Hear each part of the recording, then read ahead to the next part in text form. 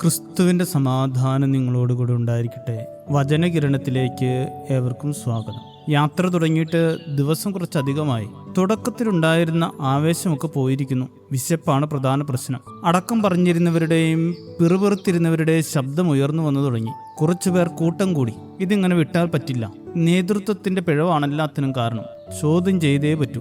ഇതായിരുന്നു ആ കൂട്ടത്തിന്റെ അഭിപ്രായം. അവർ മോശയുടെയും അഹ്റോന്റെയും അടുക്കൽ ചെന്ന് അവരോട് കോപിക്കാൻ തുടങ്ങി. മിസ്രൈമിലായിരുന്നപ്പോൾ ഒരു കുറവുമില്ലായിരുന്നു. ഇറച്ചിക്കലങ്ങളുടെ അടുത്തിരുന്ന് ആവോളം തിന്ന് തൃപ്തി അടഞ്ഞിരുന്ന ഞങ്ങളെ പട്ടിണിക്കിട്ട് കൊല്ലാനാണോ നിങ്ങളുടെ ഉദ്ദേശം?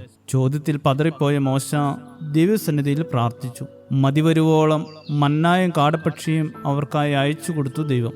അവർ വലിയ സന്തോഷത്തോടെ യാത്ര തുടർന്നു. പുറപ്പാട് 16-ാം അധ്യായത്തിൽ നിന്ന് സംഖ്യ 11-ലേക്ക് വരുമ്പോൾ വീണ്ടും ആളുകളുടെ പരാതി. ഈ പ്രാവശ്യം ഭക്ഷണം കിട്ടാത്തതിനല്ല അവരുടെ പരാതി. അവർക്ക് വെറൈറ്റി വേണമത്രേ. ഞങ്ങൾ മിസ്രൈമിൽ വെച്ച് വില കൂടാതെ തിന്നിട്ടുള്ള മത്സ്യം, വെള്ളരിക്ക, മത്തങ്ങ, ഉള്ളി, ചുവന്നുള്ളി, ചുറ്റുള്ളി എന്നിവ ഞങ്ങൾ ഓർക്കുന്നു. ഇപ്പോഴോ ഞങ്ങളെ പ്രാണൻ പൊരിഞ്ഞിരിക്കുന്നു. ഈ മന്നയല്ലാതെ ഒന്നും കാണാനില്ല. ഇതായിരുന്നു അവരുടെ പരാതി. ഒരു കാലത്ത് ഏറ്റവും സ്വാദിഷ്ടമാണെന്ന് പറഞ്ഞ് ആവേശത്തോടെ സ്വരുക്കൂട്ടി വീട്ടിലെ പാത്രങ്ങളിൽ ഒളിപ്പിച്ചു വെച്ചിരുന്നതാണ് ഈ മന്ന. എന്നാൽ ഇന്ന് അത് അവർക്ക് രുചി നഷ്ടമായ ആഹാരമായി മാറിയിരിക്കുന്നു. അല്ലെങ്കിലും മനുഷ്യൻ്റെ ഒരു സ്വഭാവമാണല്ലോ, സ്വന്തമാക്കുമ്പോഴും കൂടുതൽ കാലം കൈവശമാക്കുമ്പോഴും അതിൻ്റെ മൂല്യം തിരിച്ചറിയാൻ കഴിയാതെ പോവുക എന്നത്. ജീവിതത്തിൽ എൻ്റെ മാത്രം സ്വന്തമാക്കണമെന്ന ആഗ്രഹത്തോടെയാണ് പലരും പ്രണയം ആരംഭിച്ചത്. വിവാഹത്തോടടുത്തപ്പോൾ പ്രണയം അതിൻ്റെ മൂർധന്യാവസ്ഥയിലെത്തി. പക്ഷേ സ്വന്തമാക്കി കഴിഞ്ഞപ്പോൾ, കുറച്ചുനാൾ കൂടെ ആയിക്കഴിഞ്ഞപ്പോൾ ആകെ വിരസതയാണ്. പുതുമയെല്ലാം നഷ്ടമായി.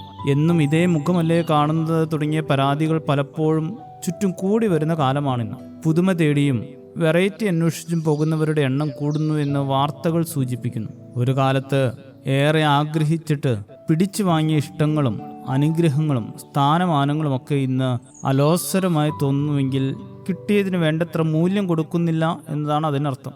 ആവർത്തനം കൊണ്ടും സാമീപ്യം കൊണ്ടും മടുപ്പ് തോന്നുമ്പോൾ അനുഗ്രഹമായി കിട്ടിയ കൂട്ട് ഇല്ലാതായാൽ എന്താകും അവസ്ഥ എന്ന് ചിന്തിക്കേണ്ടിയിരിക്കുന്നു. കിട്ടിയ അനുഗ്രഹത്തെ പുതുമയില്ലെന്ന് പറഞ്ഞ് ഒഴിവാക്കിയാൽ നാളെ ഒന്നുമില്ലാതെ ഒറ്റയ്ക്കാകുമെന്ന സത്യം മറന്നു പോകരുത്.